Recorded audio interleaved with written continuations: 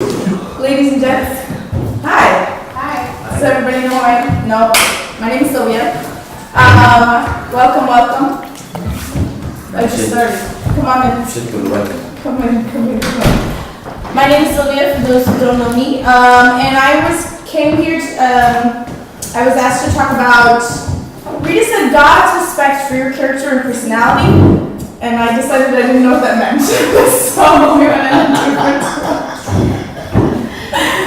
She did say be true to yourself and use the talents that he gave you and how to use your personality and your strength and your weaknesses and all that. So I heard the word talent and I thought about how do I connect this to the Bible, and I thought about the parable of the talents. Everybody's familiar with that parable, yes? Matthew 25. So I thought today we'd read through it together. We discuss kind of what you think it means, what it means to you, what you'd already heard about it, what you thought about it before, and then we kind of give a new definition to the word talent. We walk through, and then I would say more things, and just kind of we're kind of going to sum up with what it is we do with our talents, kind of what the purpose are, and how to kind of move forward from this point on, from today. Everybody's confused, which is great. So I'm going to start with the parable of the talents. So somebody read it for me, please. Can you see? Go ahead. Just a slide, and then somebody else will read. Sarah, I'm looking at you. Go ahead. Yeah. For the kingdom of heaven is like a man traveling to a far country who called his own servants and delivered his goods to them. And to one he gave 5 talents, and to another 2, and to another 1, and to each according to his own ability. And immediately he went on a journey.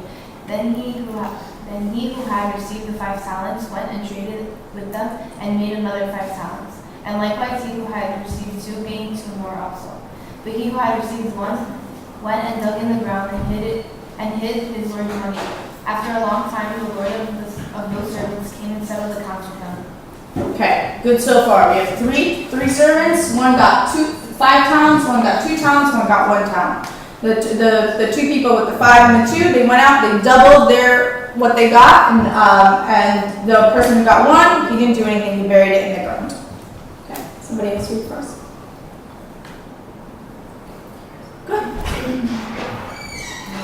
So he who had received 5 talents came and brought 5 other talents, saying, Lord, you delivered to me 5 talents. Look, I have gained 5 more talents besides them. His Lord said to him, Well done, good and faithful servant.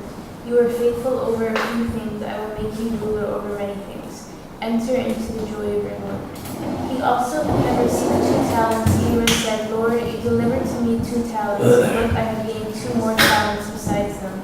His Lord said to him, Well done, good and faithful servant. You have been faithful over a few things. I will make you ruler over many things. Enter into the joy of your Lord. Right. So the 2 people that went out and got doubled their gifts, doubled their talents, came back and they got the joy of the reward. They got the reward. All right. Somebody else?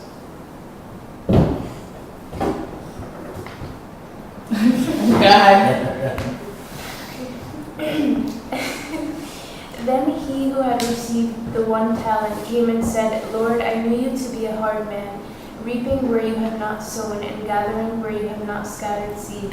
And I was afraid and went and hid your talent in the ground. Look, there you have what is yours. But his Lord answered and said to him, You wicked and lazy servant, you knew that I reap where I have not sown, and gather where I have not scattered seed. So you ought to have deposited my money with the bankers, and at my coming I would have received back my own with interest. So take the talent from him and give it to him who has 10 talents. Okay. So here we have the most one of the not great part of the parable. So the servant gets punished for not having done anything. And we'll talk a little bit about that in just a second. So last little bit. Yes, please. For to everyone who has, more will be given, and he will have abundance. But from him who does not have, even what he has will be taken away. And cast the unprofitable servant into the outer darkness. There will be weeping and gnashing of teeth. Ooh, yikes. Okay, so preliminary thoughts about this parable. What does this parable mean to you? What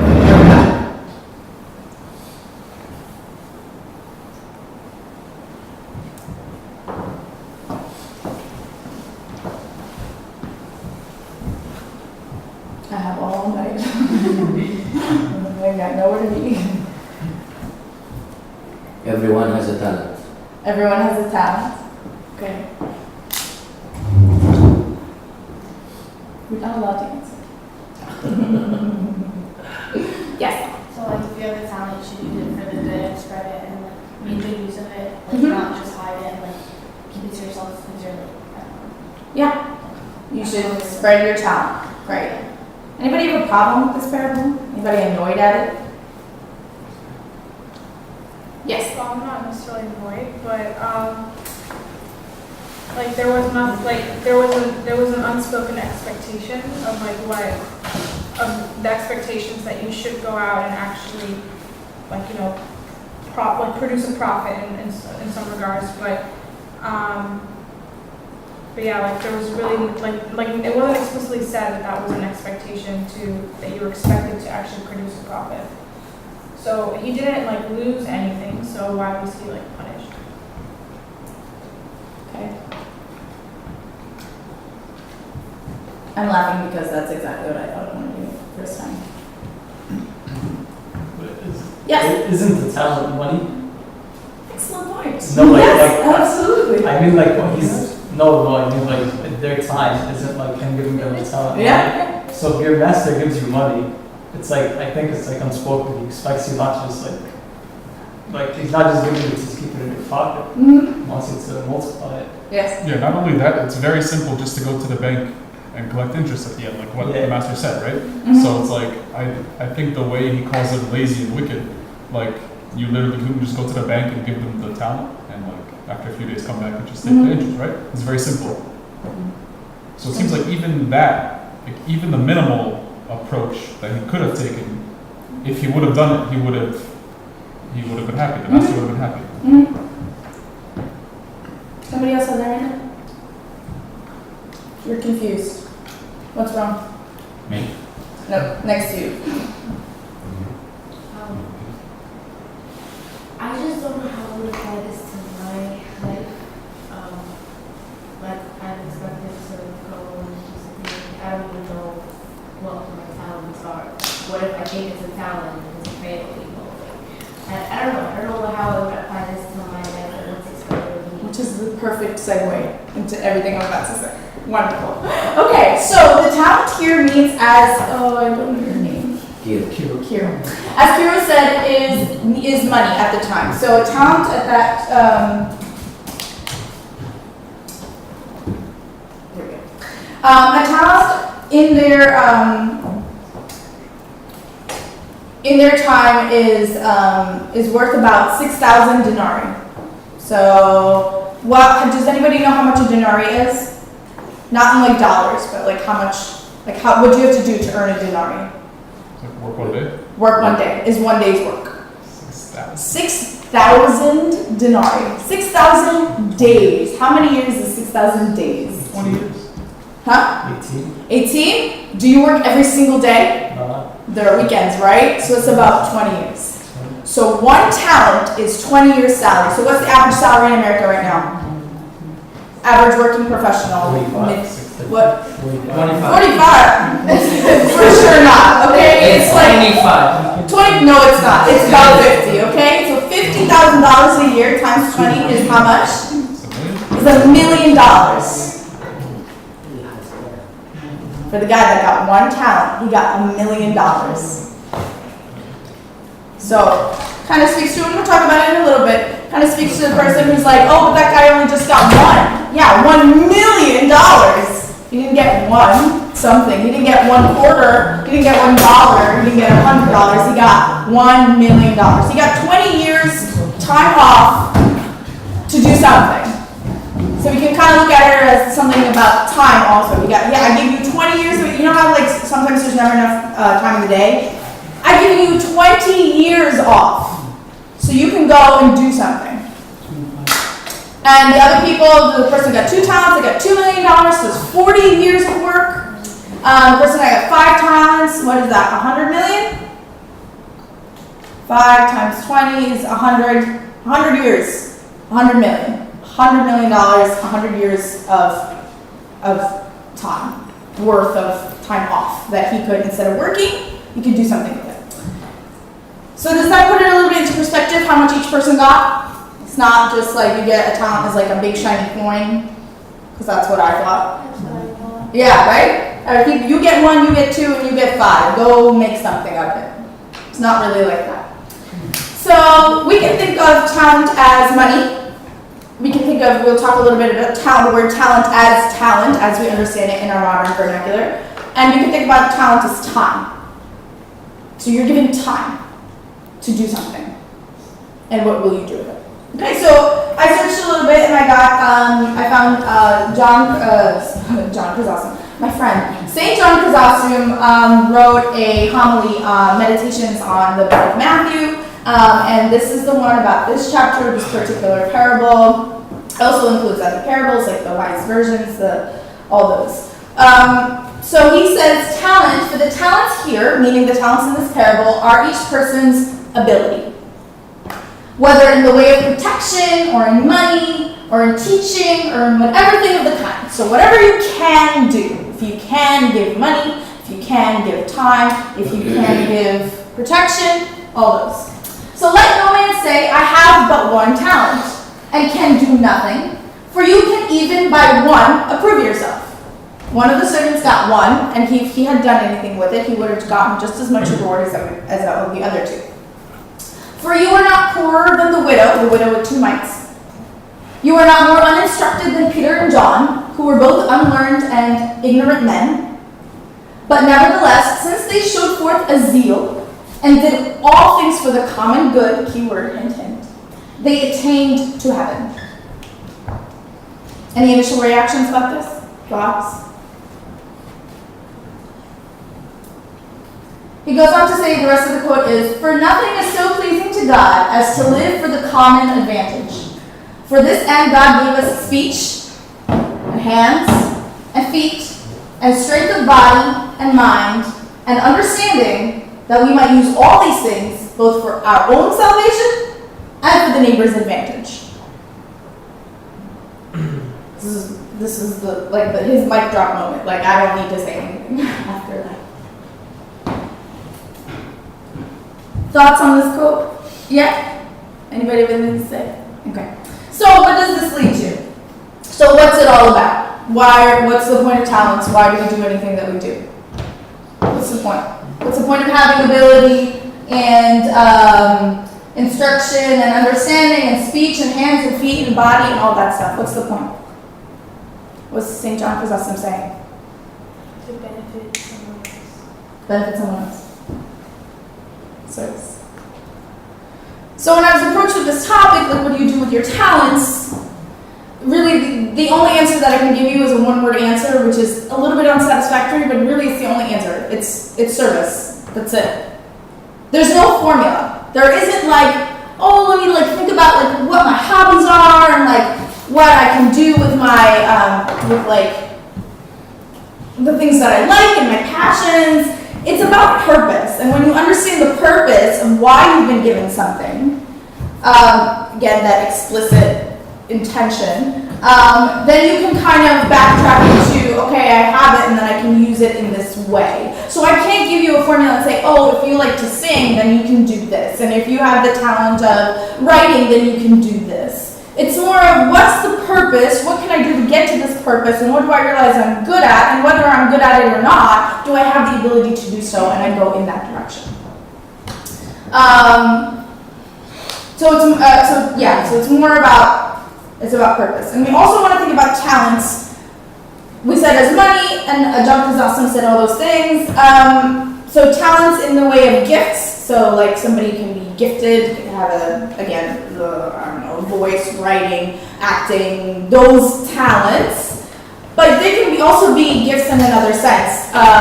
Gifts of time, gifts of resources, and opportunities. So the key word here, the 2 key words, my favorite words, are resources and opportunities. Those count as talents. So in your 1 million, let's say everybody got 1 talent. They got 1 million things, 1 million resources, 1 million opportunities. Okay. So as St. Peter says, as each one has received a gift, minister it to one another as good stewards of the manifold grace of God. So in our gifts, we are supposed to use it for the common advantage, for our neighbors, what was it, neighbors something?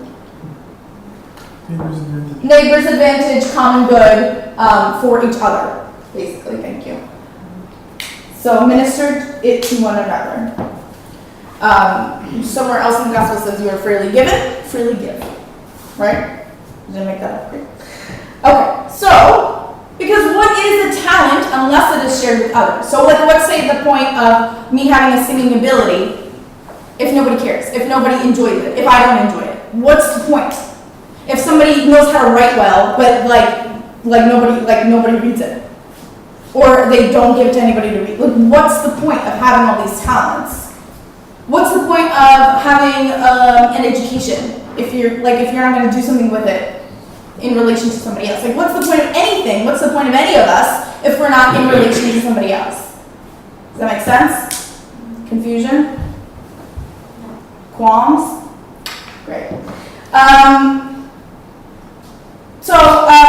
It kind of reminded me, okay, we're back to the point of I'm a pediatric speech pathologist, I work with toddlers, and they help me learn about life.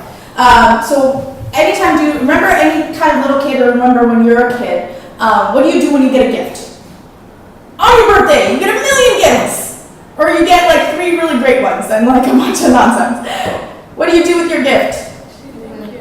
You say thank you. Great. What else do you do? Before you say thank you, ain't no kid saying thank you first. You gotta be reminded by parents to say thank you. No. What do they do first? Tear the box open. Tear it open and go, look!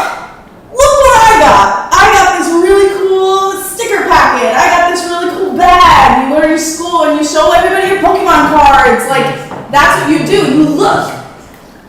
If you're gonna make a joke, like, I don't want to hear it. Like, no, I'm serious. I want to hear it. I said if I got a sticker packet, I throw it back on my mother's face.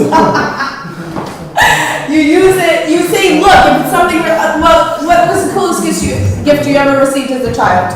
What was the coolest gift you ever received as a child? Or like last week? Like what? Like a phone. A phone? Yeah, I was in my 5th grade. And then you go, when you went into class the next day, and you were like, oh, let me just call, like, my mom. Didn't you? Exactly. So look, everybody, look what I got. I got this really cool thing. So it doesn't mean anything if it's just for me to keep and share it with nobody. It doesn't mean anything. Who cares? I don't care if I can't show it to somebody. If you're like, this is so cool. Come share in my joy. Does that make sense? So, I also wanted to make the point that if talent was purely money, if we were just talking about talents as money, $1 million, so ask any investor, investment banker, or economics student, anybody economics students? Great. What is the point in amassing money for money's sake? My brother says to me a gajillion times. You have to make your money work for you. You have to put it into something. What is the point of having cash flow if you're not going to put it into something? His big thing is putting in real estate. He's like, we should sell our house and buy 6 more houses. I'm like, that's stupid, we live here. Anyway. You have to put it into something to make it grow. Am I right? That's the basis of investing. No point in money for money's sake. What's the point of having a pocket full of cash if you can't spend it? If you're not going to spend it. It's stupid as paper. Okay? So we learned 4 things from the parable of the talents. The first one is God distributes gifts universally and fairly, but not evenly. And that's okay. So, everybody got a piece of the pie. Not everybody, and then what does it say in the beginning? According to his own ability. Yes! And he gave each one according to his own ability. He didn't give, like, if you couldn't handle $100 million, and I just gave it to you, and I said, you should be able to handle this, or $50 million, was it $50 million? $50 million, you should be able to invest this, and you're like, I just got my degree, like, I don't know what to do with it. That would just be burdening you for the sake of burdening you. That's not something effective. You're not going to learn anything from that. So if each one's according to his ability, and some people's abilities are stronger and some are in a different direction, then that's okay. Everybody gets a piece of the pie, and nobody gets gypped. So the person that got 1 talent, remember we said it was how much?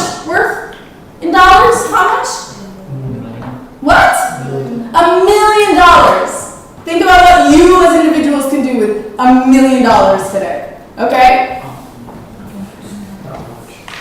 Not much. Pay off student loans. Check. That's it. Okay. So he distributes to everybody universally. Everybody gets something, and fairly, according to his own ability. But that doesn't mean it's even. Like one person got one talent, the other gets one. No, everybody gets something a little bit different, but it's fair, and everybody gets something. So it's okay. So what is our job to do here is to look up in every sense of the word. Look up at God, look up from your phones, look up at your other people around you, look up and see how much you have. What have you been given? So we said talents can mean a whole bunch of things. We said my two favorite words were resources and opportunities. What resources and what opportunities do you have today? Each of you go. Shout them out. Church. You have church, is an amazing resource. What else? My education. Education, yes. What else? This country, Thank you, yes. Living in this country. You are in the top, what is it, 15% of the world? What? Better than that. Yeah. Okay, خليها 15% out of 100%. 85% of everybody else in the world is doing worse than you.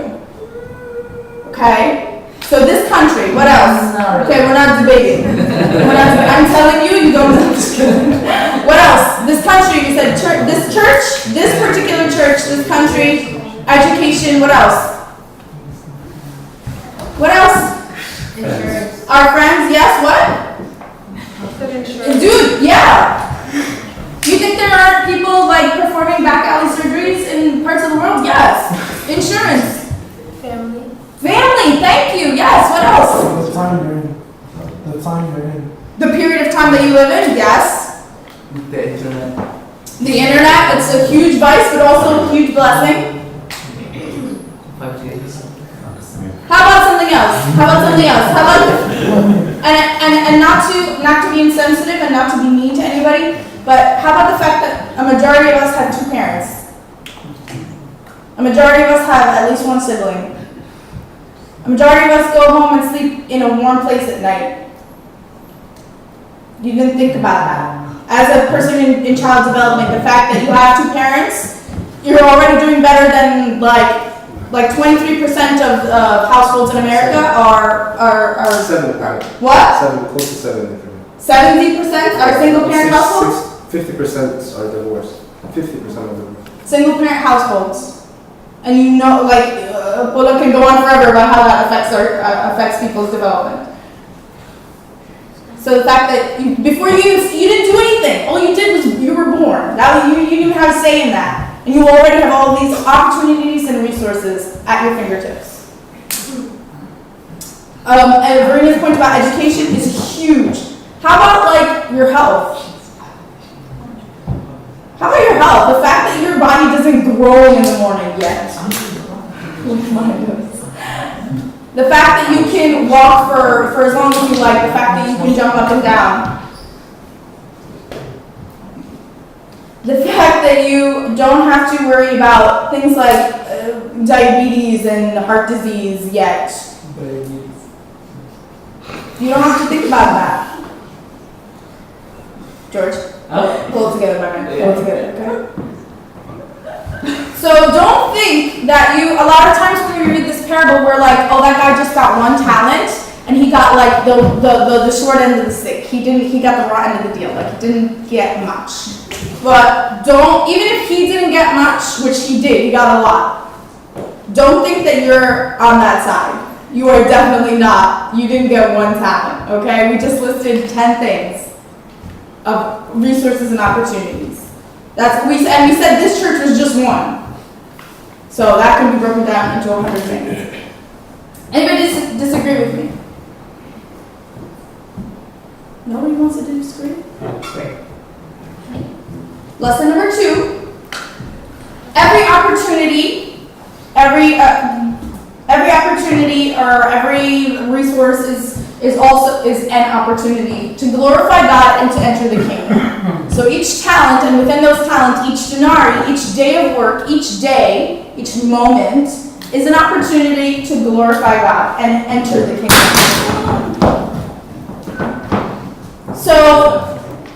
So what did the servants, the first two servants do immediately when they got their talents?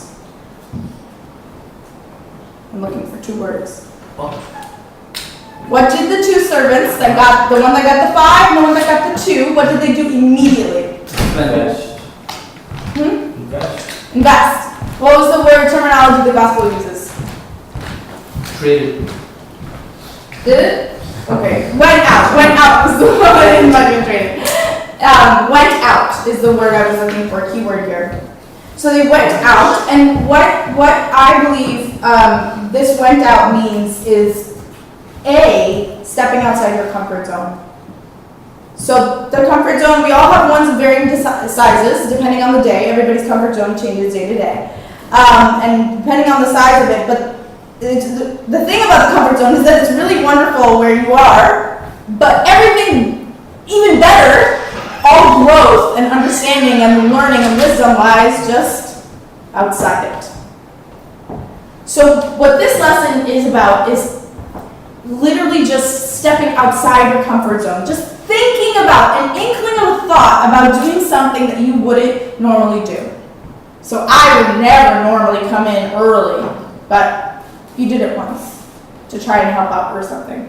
I wouldn't normally, pick up some trash when I see a mess. I wouldn't normally go home and cook dinner. I would normally go home and complain why dinner's not ready yet, even if I was the first one home. I wouldn't normally go do something for somebody else. I wouldn't normally pack my brother's lunch. But that would make me, make me feel weird for whatever reason. But it's something I take an opportunity to do. So in that comfort zone, also about witnessing to the glory and the majesty of God. Something you wouldn't normally do in service or the common benefit of somebody else, not just for your own salvation. So it doesn't mean as much if we just learn about salvation, we're fully convinced and we believe, if we don't give it to somebody else, if we don't use it for somebody else's benefit. Lesson number 3 is God rewards. So what was lesson number 1? Everyone has gifts. And Yes. those gifts unfairly. They're fairly and universal, but uneven, and that's okay. What's lesson number 2? Every opportunity is to glorify. Yes, every part of your talent. Okay. Lesson number 3 is God rewards the labors of the faithful. The first 2 laborers, they got their reward. Enter into the joy of your reward. And they got the same reward, which makes you think, like maybe one worked harder to invest or whatever. We don't really have the details of how long it took to invest in these and how much work it took. But they got the same thing, and that was the joy of the Lord, which far exceeds any reward that we could possibly imagine. So I want you to take away from this that you are fully loved and fairly given. That was the first 2 points. And the smallest, most minuscule labors of the faithful are rewarded. The tiniest little things.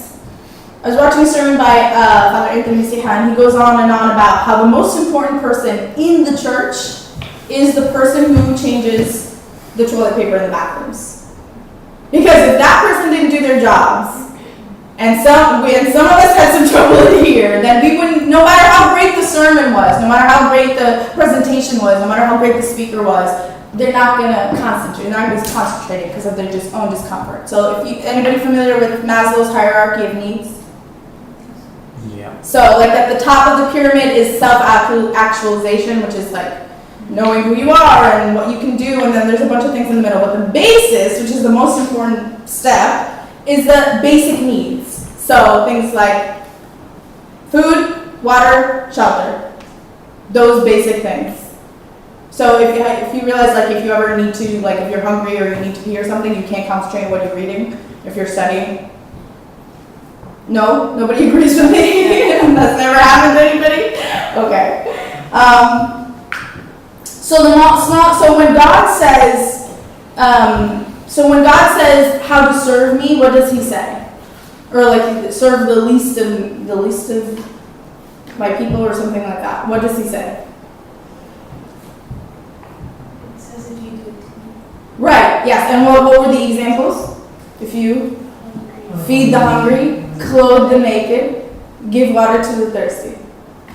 He didn't say get somebody to understand who they are. He didn't say, give somebody a job.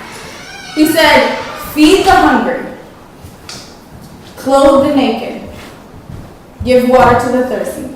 That's it. That's what you have to do. That's what you're called to do. Not anymore. Like God comes in and does the heavy work, each according to his own ability. So I don't need to go and like tell you and preach to you and say anything. I can just go, hey, look up. The message is there. So if God's trying to get your attention, all I have to just be like, hey, did you notice he's tapping on your shoulder? He's calling out your name. That's it. He does the rest. He can do the rest. I can't do the rest. We can't. It's all we have to do. Basic things for each other.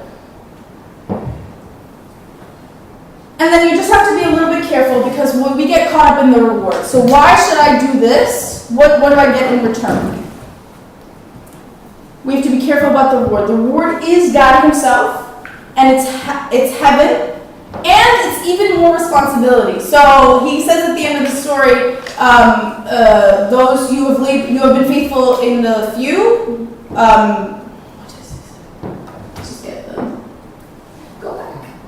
You have been faithful.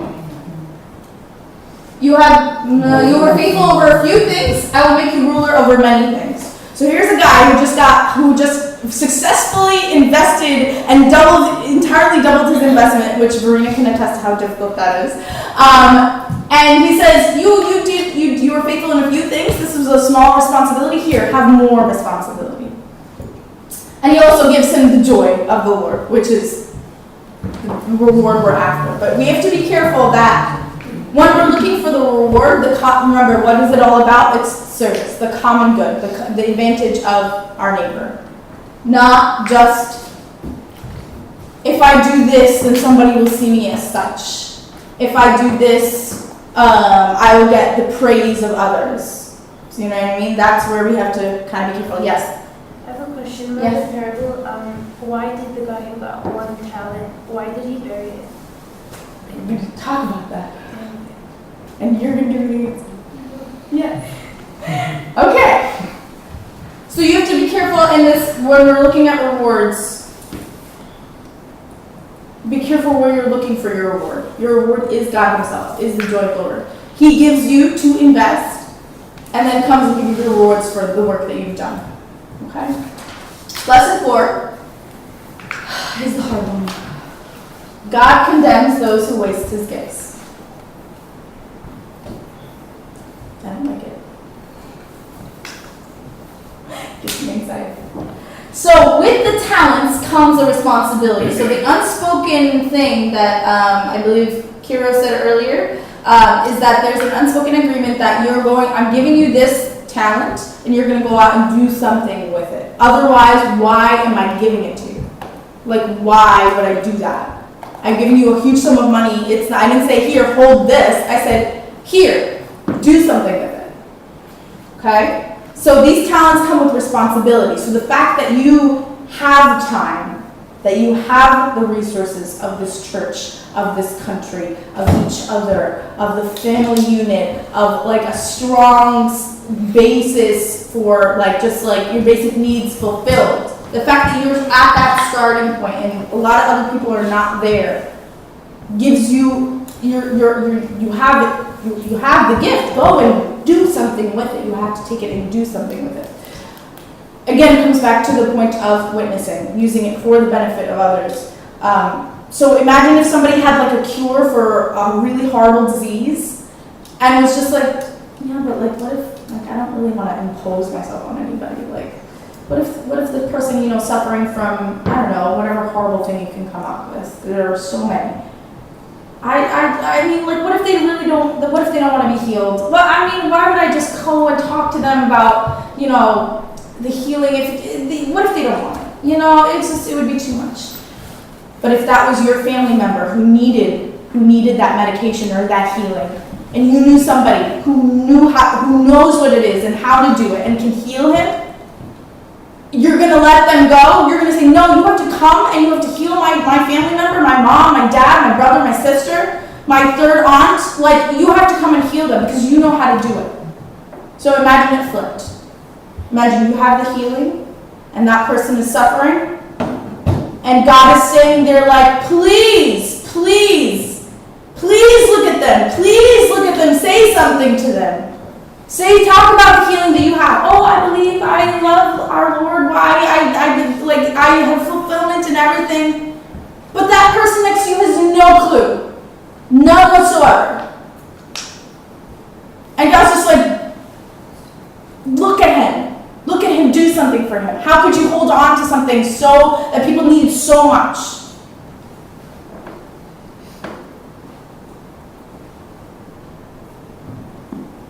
So you can either be the kind of person who takes and takes and takes and takes and takes, or you can be the kind of person that gives back. So I want to tell you a story kind of from my own life. About a year ago, exactly actually, I was graduating from grad school and I was making a decision about where to go. I had made the big move, I had moved out of my parents' place, I was up in Boston and I was living it up. And then graduation at least ended. I don't know where to go, so here I go, back down to New York. It was great, it was wonderful. Loved it, still do. And I had to make a choice. That's something. Looking for jobs. And my biggest roadblock was when I left New York, I wasn't happy. Now that I'm back in New York, is it gonna be the same old thing? Is it gonna be different? What's gonna be here? So in talking with somebody, I was saying my reasoning for leaving New York. I was just like, do you know when you've exhausted a resource? Like you just can't get anything else out of it. Like I'm already it's not worth it anymore. New York it's been exhausted. Like I don't get anything out of it anymore. And just saying those words out loud made me think like, maybe since you've exhausted, you've taken, and maybe take a moment to just put something back into it. So that it's not just as exhausted for somebody else. And that's like, if anybody has any foundational knowledge about environmentalism, like that's what we're trying to do now. We've exhausted so many resources that there might be nothing left for the next generation. We have to find a way to replenish them. So the way in which to use your talents to some is to find a need and fulfill it. Somebody's hungry and you feed them. Somebody needs a pen and you give it to them. Somebody needs a listening ear and you lend it to them. You fulfill the absolute basics for the people around you, but as long as you're actively doing it. If you have in your mind, if it's in your mind that the purpose of all of these talents and these gifts is to give to others, then you're going to find a way to do it. So the way that I do it, I just found out things that irked me. So like, I was really bothered by the way liturgy was run, so I called up all the deacons that I knew and I was like, somebody do something different. Samir can show you emails, pages and pages of suggestions. They're like, maybe let's not do this. But me, I was just like, these are the things that bothered me. You can attest to this. This best guy, I literally texted him in the middle of best. I was like, somebody grab the mic. I can't hear anything. It's just and the people around me can't hear anything. That was the point. You find a need and you fill it. You figure out, you brainstorm ways. This is a deficit that we have, this is a problem, and how can I figure it out? How can I add to the solution? And with that comes from understanding that it's for the benefit of others, it's for the glory of God, and you have some sort of ability. I mean, you're going to find the things that you can probably, I can probably do that once you step out of your comfort zone. It's coming full circle here. Yeah, so back to your question about why did the third servant do what he did? What's wrong with him? What was he thinking? Darn, I didn't want you to see those. Oh, okay, that's why I had this here. Didn't think clearly enough. Okay, so he came upon roadblocks. And I'm going to give him the first one, which doesn't apply to any of us because you're all here, is ignorance. He didn't know. He didn't know what he was supposed to do. He was just like, okay. All right. Whenever you come back, you can have it. But isn't that better than throwing it away? Like, I know he'd be 10 times more upset if he had lost the talent, for example. Remember, talent's not one item. It's not one item. It's like the talents or like a tank of gold. yeah, or he got robbed. So instead he hid them. Okay. Maybe it's not. We really want to be on this guy's side, and I get it. Okay. It's taking a long time to bury it. She said it's Yeah. He knew what he was doing. He actively did something. He did something. Yeah. It just wasn't the right idea. Yeah. He did. He literally buried it into the ground. He put his trust. He put he fueled all his energy into the earth. And in that way you can symbolize it as like putting our efforts into the world. Or putting our efforts into ourselves rather than the heavenly things and other people. Makes sense? Trusting in the world's riches. Okay? So the first one's ignorance. I'm going to give it to him. Maybe he just didn't know. Maybe he had no idea what he was supposed to do. I'm going to give him the benefit of the doubt. For a lot of us, it could be ignorance. We just don't know. That doesn't apply to anybody here because I just told you. So that one's off. The next one I wrote is, do you have any ideas? I should have asked you first. Do you have any ideas? You already saw. About why he would have done it, to answer Marco's question. Yes. Yes. I think his main problem is what is written in the parables, the way he views his master. And I think that's very practical for us. The way we see God will determine how we're going to use our talents and how we're going to live here. If I see God as the angry one, I'm going to be so afraid, I'm going to hate it. That's exactly what he did. If you see the after that, then he who had received the one talent came and said, Lord, I knew you to be a hard man, reaping where you have not sown and gathering where you have not scattered seed. The way he saw the master has determined how he wants to deal with his talent. If I see God opening his arms and loving and supporting and caring, it's going to help me use the talent rather than thinking that he is an angry God, that he is going to reap where he didn't sow. The way we see God determines how we use our talents. And I think these words are not written like haphazard. Absolutely. Definitely goes into what his thought was. But again, it goes back to like, why did you think that? And Sylvia, I want to say something, Mali, sorry. Sure. I think if you ask the crowd here, how do you see God? Everyone is going to say the cliche, he's a loving God. Like deep inside of me, I'm going to say he's responsible for my failure. He is, I prayed to him and he did not answer. كل الحاجات النيجاتيف دي, بس unfortunately in our community we don't let it out because hey, this guy thinks that God is like deep in us there is only this negative way of seeing who God is. And to that point, it's not fair. It's not acceptable even for us to say God is all those negative things. You're allowed to have those feelings. Like, if you have them, address them. But it's not fair to say, like, oh, this is what I heard about this person, and I'm just going to go on believing it. Like, I'm not going to try to get to know this person. I'm not even going to try to, like, fix my thoughts or, like, about this person. I know this person to be mean and angry and just, like, taking advantage of others. I'm not even going to try to figure out what he did. I'm not even going to try to thank him for what he gave me. Just, I don't want anything to do with him. So if that's our attitude about it, counterintuitive. There's no excuse for it.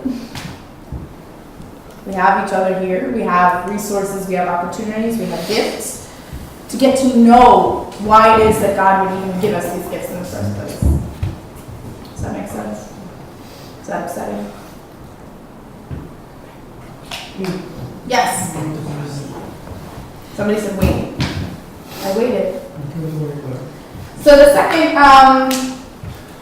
second point. Anybody else think what other reasons this guy might have done what he did? Fear. Yes, which I want to get to last. What else? Fear. Laziness. Laziness. Yes. What else? I didn't want to put laziness on there, even though he was called lazy, and I'll tell you why. So these are the 4 that I came up with. There could be many, many more. The second is refusal. It's an active choice.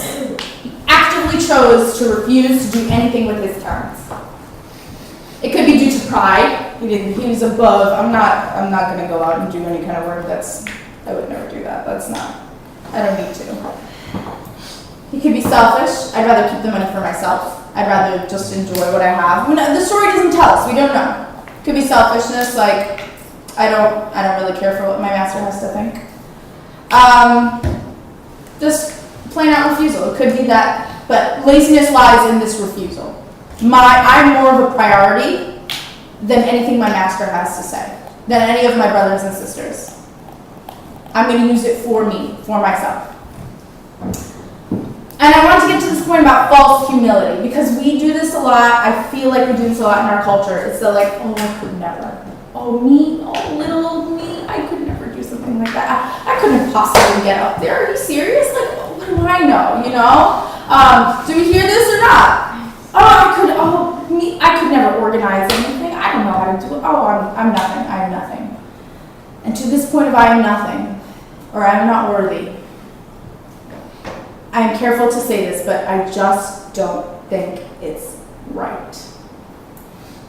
Because if you weren't rather than worthy, if you weren't worth it, then all of this is for nothing. Why are you being invested in with time and people and resources and opportunities of this caliber? Why are you being sacrificed for? Why the crucifixion? Why the resurrection? If you are not worth it, if God didn't think you up in his mind and create you as the person that you are and invest all of this energy into you. So don't go say, I'm not worth it. That's wrong. It's completely incorrect. So humility, that C.S. Lewis quote that I really just want tattooed across my forehead is, humility is not thinking less of yourself, but thinking of yourself less. And it would be just a shame, it would be such a shame if you knew how to do something and didn't do it because of, what if they think this of me? Or whatever. It literally happened to me not 30 minutes ago on the way here. Just like, what if like everybody thinks it's stupid? Like, what if I look stupid? And what if this and what if that? And it was just like ringing in my head, like, stop. How could you say that about yourself? Like, you were given this opportunity to do something, and now you're saying you shouldn't do it for your own selfishness? Just thought. And the last is fear, which is something that we all deal with, something that we all have. He literally tells you, I was afraid.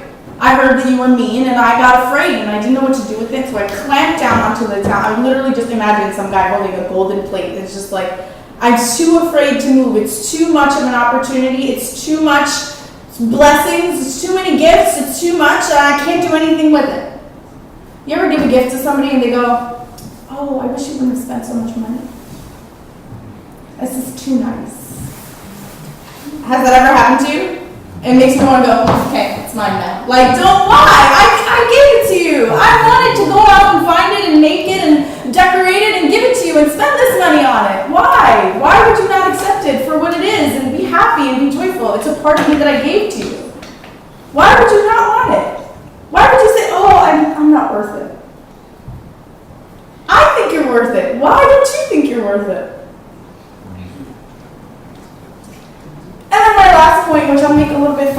telling you one of my kids' stories. And it has to do with Play-Doh. And I'm going to take it out for visual reasons, but also for anxiety reasons. So Play-Doh is one of my favorite tools to use, and I give it to a lot of my kiddos because it helps them with their sensory things. I'm almost done, I promise. And I give it to little kids, and sometimes what they'll do with it is they'll like roll it around, and some kids will go out and make it like a little snowman. They'll like roll 3 balls, and remember they're 2, 3 years old, so they can't really use their fingers that well. They can't like button buttons or open doorknobs or anything like that, so they don't really know what to do with it. Some kids will eat it; it's great. They literally just grabs it out of my hand and just chomps on it. Okay, so they'll make a little snowman, 3 little balls, or and they'll come and they'll show it to me if I'm lucky. And then some of the kids will like roll it because they can't roll a ball. They can't do this motion. They'll roll it into a stick and come and show me. They say, I made a stick. And I'm like, you made a stick? That's amazing. And some kids will come and just squeeze it, and it helps with their sensory needs, whatever, in their arms or whatever. But I have this little girl, Colette. And Colette is so cute, but you can't understand a word she says. And I give her, literally happened this week, I give her this whole big ball of Play-Doh.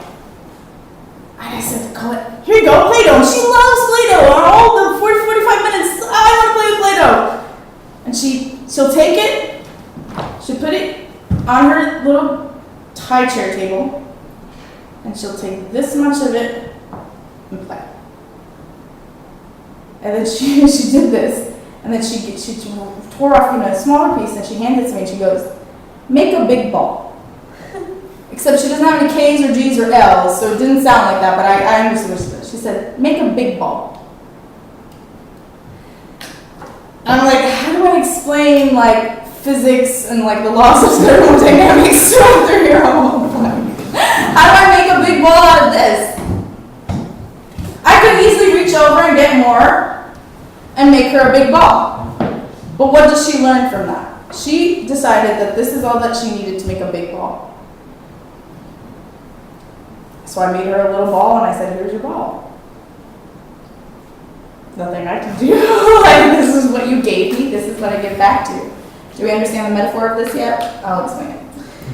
So, God gives you a bunch of talents. It's my Play-Doh, I bought it, and I gave it to her. It's God's gift, and He gives it to you. You can decide to do whatever you want with it. You can make a snowman and be intricate and give him a little hat and stick arms. And you can roll it into a stick, and that'll be okay. You can kind of squeeze it and play with it and have fun and enjoy it and give it back. Or you can sit there and clamp and not know what to do with it and just sit and have nothing to do with it and just squeeze it really tight and freeze. My point is, and you can also try to do something with it and offer a little bit back, but don't expect much out of what you give. So the point is, what you give is, the more you give, the bigger the reactions, the bigger the size of what you want to see. So don't say, oh, I really wish that like God would reveal himself to me and then only spend like 10 minutes in prayer, but at the same time you're also like just talking really fast and like praying like this, and really you're not really meditating at all, you're just talking through your day. Like, God, thank you so much for the job and the opportunity and my parents and all this stuff, and I really, really wish that you'd fix this problem. I really am having car troubles, and like I really want to get to know you better, but also like I can't read Big Beta because it's too long and I really don't get it. 10 minutes are up. Nice knowing you. You can't give him this and expect like a huge ball. God multiplies. I could give her more Play-Doh. But what does she learn from that?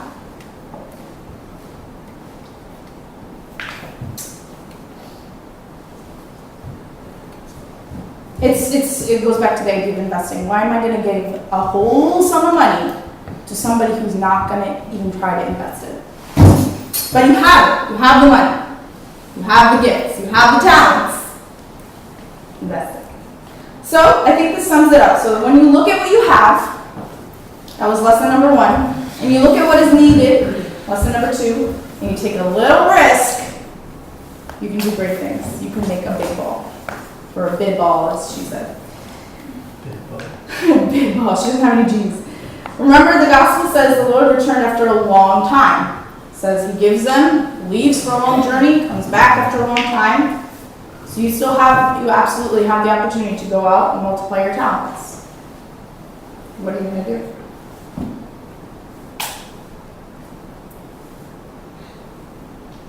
Questions, qualms, concerns?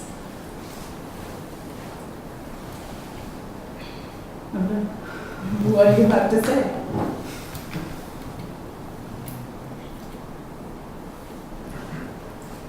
There's no formula, guys. I can't. If you want to have a conversation, sure, but there's no formula. I have a question actually. Yes. So the way that God responded, the master responded to the servant, he responded in the way that the servant had initially answered to him. So he said, because, what's it called, don't you know that I sow where I don't reap and whatnot? And then he judged him based on that criteria. Mm-hmm. Is that how, are we going to be judged based on how we interact with God, or our relationship with God, or what we see in God? So I'm going to offer you something, and I hope it answers your question. So it's not that at all. So like this servant, think about the perspective. Like you think, this is what you think. You didn't really try to delve any deeper, but you think this guy's a really tough guy. Like this is what he expects. He's talking more about his expectation. I expected you to come reap where you don't sow. And so what did you do? When you're when you're scared of your boss, you kind of work a little bit harder so make everything as perfect as you can so there's little criticism. But what did you do? You didn't do anything. You're like, I heard you were really tough on me, so I didn't try to do anything about it. Does that make sense? So really the punishment is not if you had done anything. You don't know what happened in the ups and downs of multiplying those talents. What you do know is that he took it and buried it. He was like, I don't want to. I don't have to do anything with the talents that you gave me. It was an act. It was an act of choice. I didn't give you talent so that you didn't do anything. So that's kind of our justification when we're facing. I didn't do anything. Yeah, exactly. You didn't do anything. I didn't give you life so you could do nothing. We don't live on this earth to not do bad things. We live on this earth to do good things, to be good, to create, and to live abundantly. That's the point. But if you live your life, I just must not do anything. He's not going to surround you with all these resources and all these wonderful things and be like, don't touch it. Not allowed to do anything with it. I give my little girl the Play-Doh so she can enjoy it, so she can do something with it. It's a reward. It's like a fun thing. It's not, and anything she does with it, I'm going to be pleased. I just want her to enjoy it, and create and do something and be happy. And I'll show her what to do. I'll make the snowman too. I'll make the stick. I'll make the heart. Whatever. I'll make it. I'll show you. But if you're just going to sit there and it's going to be a source of anxiety to you, well, let's not do Play-Doh. Does that make sense? Is the metaphor working? Okay. Questions?